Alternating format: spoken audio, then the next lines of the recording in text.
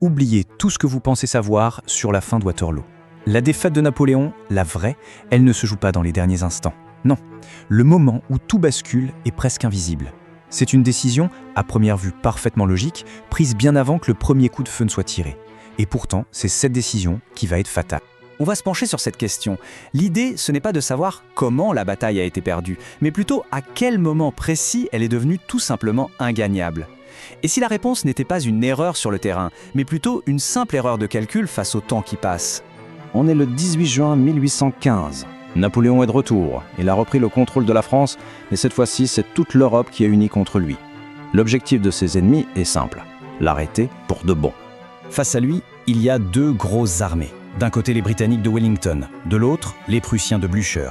Elles sont puissantes, c'est sûr, mais surtout, elles ne sont pas encore ensemble.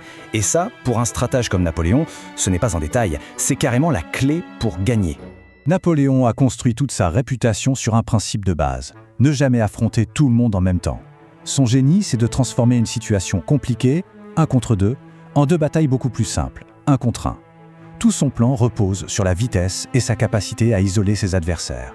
Ce qui est génial avec ce plan, c'est sa simplicité.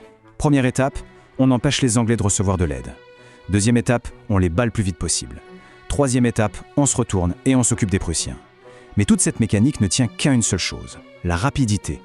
Le temps, c'est soit son meilleur allié, soit son pire ennemi. Voilà, tout est là, le calcul est simple. 1 contre 1, la victoire est possible. 1 contre 2, c'est quasiment perdu l'avance. L'objectif de tout son plan, c'est d'éviter à tout prix que la deuxième situation ne se produise. Au début d'ailleurs, tout se passe comme prévu. Napoléon a l'initiative, c'est lui qui choisit où et quand. Il est en position de force.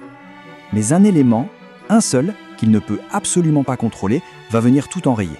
Pendant la nuit du 17 au 18 juin, ce n'est pas juste une petite pluie, c'est un véritable déluge qui s'abat sur la région.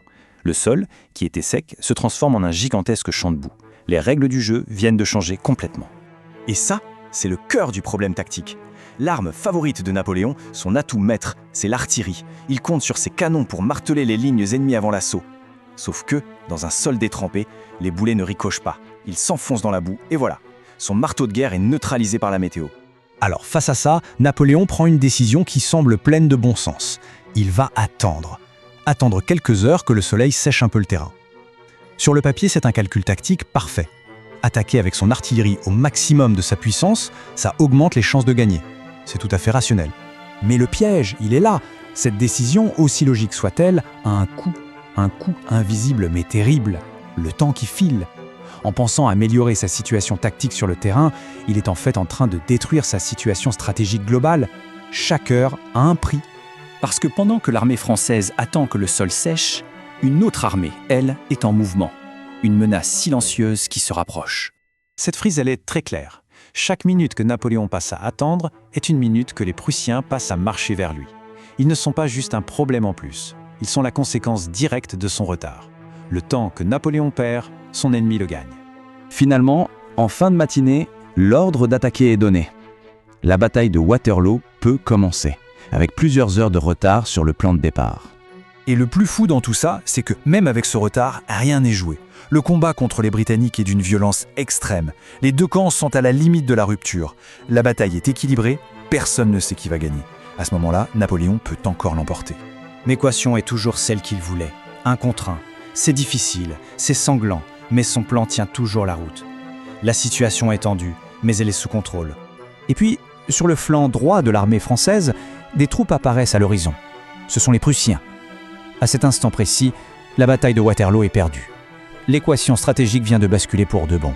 Ce n'est plus une bataille, c'est un étau qui se referme. Les soldats français doivent se battre sur 2 fronts en même temps. La pression est juste insupportable. L'équilibre est rompu et les lignes commencent à craquer. Pas par manque de courage, mais tout simplement sous le poids du nombre. La fin n'est plus qu'une question de temps maintenant, et un moment très symbolique va le confirmer. Napoléon joue sa dernière carte, la garde impériale, l'élite de son armée. Mais même eux sont submergés. Et quand la garde, que l'on pensait invincible, commence à reculer, un signal terrible parcourt tout le champ de bataille. Si même eux cèdent, alors tout est vraiment fini. Et voilà, on arrive au point central de toute cette histoire. Napoléon n'a pas perdu parce que son armée était moins forte ou sa tactiquement bonne. Il a perdu parce qu'il a perdu quelques heures précieuses le matin. Sans ce retard, les Prussiens seraient arrivés trop tard, face à une armée anglaise peut-être déjà en déroute. En fin de compte, Waterloo nous donne une leçon assez brutale qui va bien au-delà du militaire. Ce n'est pas toujours le plus fort qui gagne, mais celui qui agit au bon endroit et surtout au bon moment. Ce qui laisse une question en suspens pour nous tous. Dans nos propres défis, entre la force brute et un timing parfait, lequel des deux est vraiment le maître du jeu ?